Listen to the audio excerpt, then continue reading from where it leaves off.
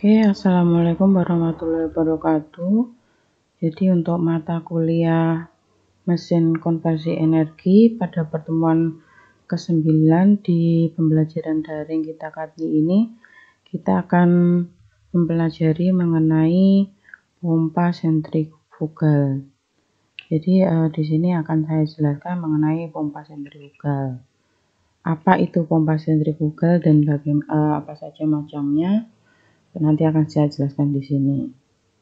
Jadi untuk pompa sentrifugal itu merupakan pompa dengan mesin kinetik atau dengan gerak yang mengubah energi mekanik ke dalam energi hidrolik melalui aktivitas sentrifugal, yaitu dengan tekanan fluida yang sedang ada pada pompa. Nah, pompa sentrifugal merupakan salah satu dari alat industri yang simpel tapi banyak digunakan dan sangat diperlukan. Jadi untuk menaikkan tekanan, untuk menaikkan air dan sebagainya. Untuk pompa sentrifugal. Nah, di mana klasifikasi untuk pompa sentrifugal itu ada 3. Jadi yang pertama adalah radial flow atau aliran radial. Kemudian yang kedua adalah axial flow atau aliran aksial.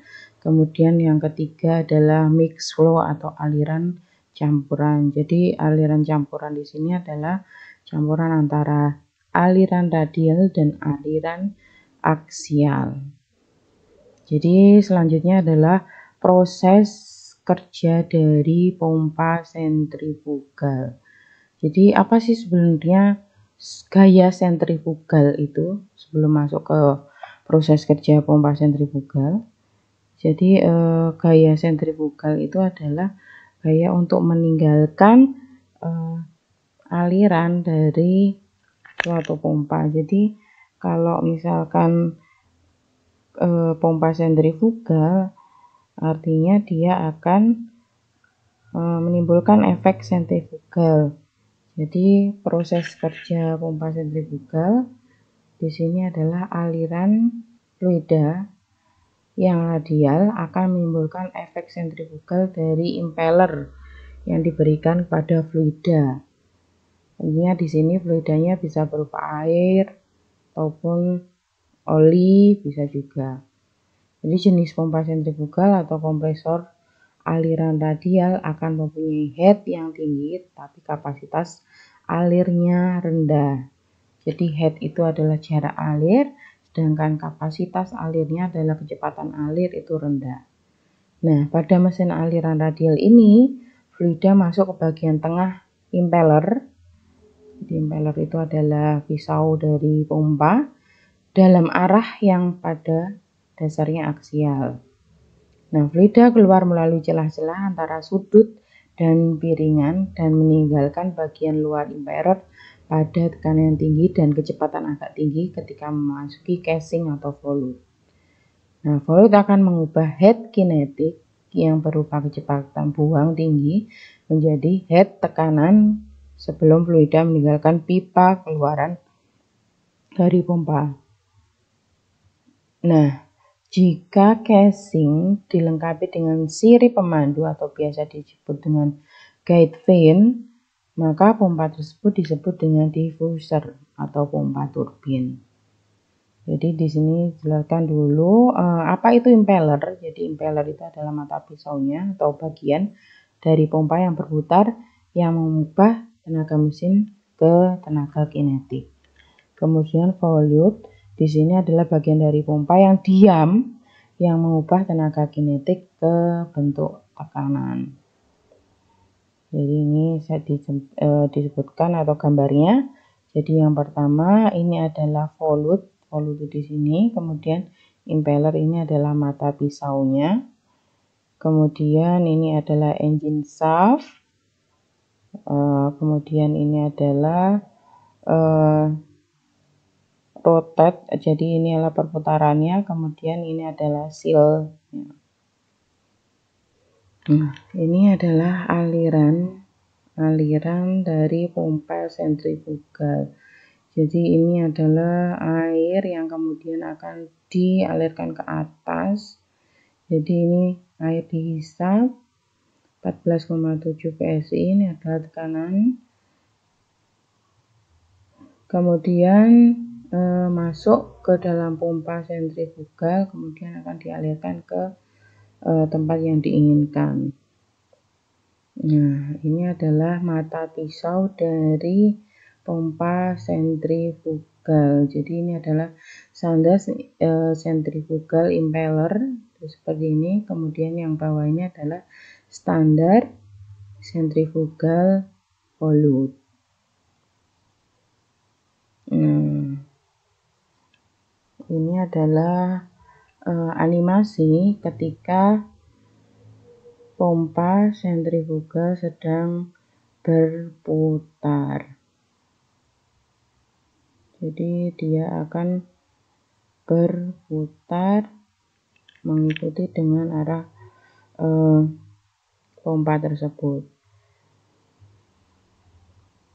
Jadi kita tahu bahwasanya gaya sentrifugal itu merupakan lawan dari gaya sentrifugal atau sentripetal yang merupakan efek semu yang ditimbulkan ketika sebuah benda melakukan gerak melingkar.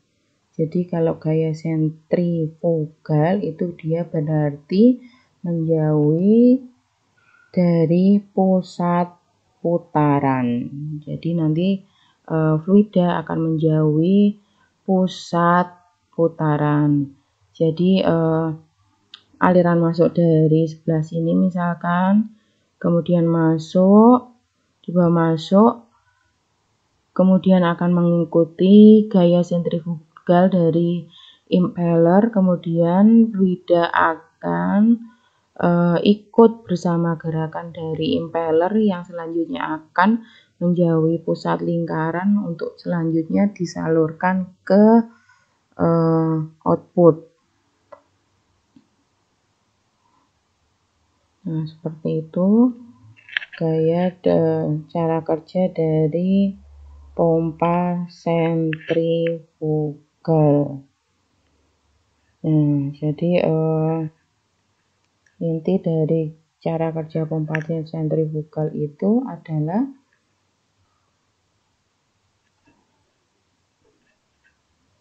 yaitu suatu mesin kinetis yang mengubah energi mekanik menjadi energi fluida menggunakan gaya sentrifugal. Jadi pompa sentrifugal terdiri dari cakram dan biasanya ada sudu-sudu atau impeller. Arah putaran sudu itu biasanya dibelokkan ke belakang terhadap arah putaran atau menjauhi pusat lingkaran. Nah, karakteristik pompa sentrifugal jadi ada beberapa. Yang pertama adalah tipe impeller bergantung, kemudian tipe impeller di antara bearing atau sambungan, kemudian tipe turbin regeneratif, kemudian variasi spesial.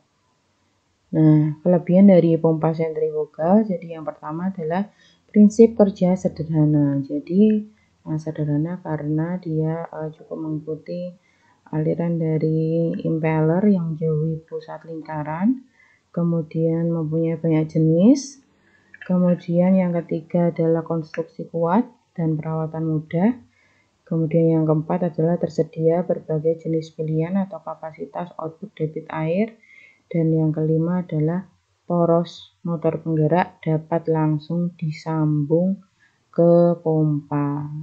Itu adalah 5 keunggulan dari pompa sentrifugal.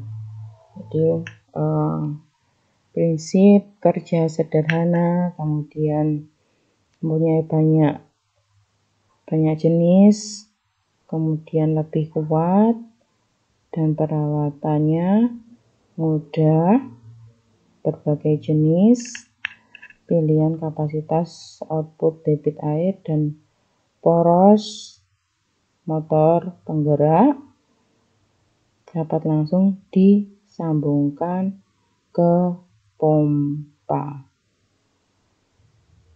Nah, kemudian di samping memiliki keunggulan, pompa sentrifugal tentunya juga memiliki kelemahan.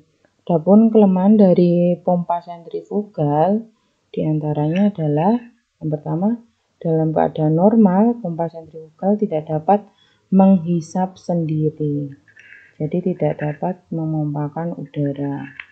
Kemudian yang kedua adalah kurang cocok untuk mengerjakan zat cair kental, terutama pada aliran dengan volume yang kecil. Oh ya, sebelumnya untuk pemanfaatan dari pompa sentrifugal tadi, jadi untuk head yang tinggi, kemudian kapasitas yang tidak terlalu besar. Kemudian untuk pemanfaatan dari pompa sentrifugal, yang pertama pada bidang pertanian ini lebih cocok digunakan untuk memindahkan air dari sumur atau dari sungai untuk ditampung dalam kolam penampungan atau langsung dialirkan ke sawah. Jadi yang memerlukan volume dan debit yang tinggi tetapi tidak dalam waktu yang panjang. Nah, sebagai penggeraknya dapat menggunakan elektromotor maupun mesin diesel. Nah, mesin diesel yang digunakan biasanya untuk ukuran pompa 2 inch. Nah, kapasitas mesin 8,5 horsepower. Ukuran pompa 3 inch, kapasitas mesinnya 12 HP. Dan untuk ukuran pompa 4 inch atau 6 inch menggunakan mesin kapasitas 20 sampai 24 horsepower. Kemudian untuk penempatan bagian pompa, single rotor, ini ada fan, piston, flexible member, single screw, progressing cavity. Kemudian untuk multiple rotor ada gear, lobe, circumferential piston, dan juga multiple screw. Nah, ini macam dari pompa sentrifugal, itu ada banyak tuh. Jadi sentrifugal, overhook impeller, kemudian impeller badan piring, kemudian turbin tip. Jadi ini ada bermacam-macam. Nah, selanjutnya contoh pompa sentrifugal di Indonesia. Jadi salah satunya pompa sentrifugal jenis Warman. Ini dirancang khusus untuk memompa lumpur, bahan kimia, dan semua larutan cair yang bercampur dengan partikel padat.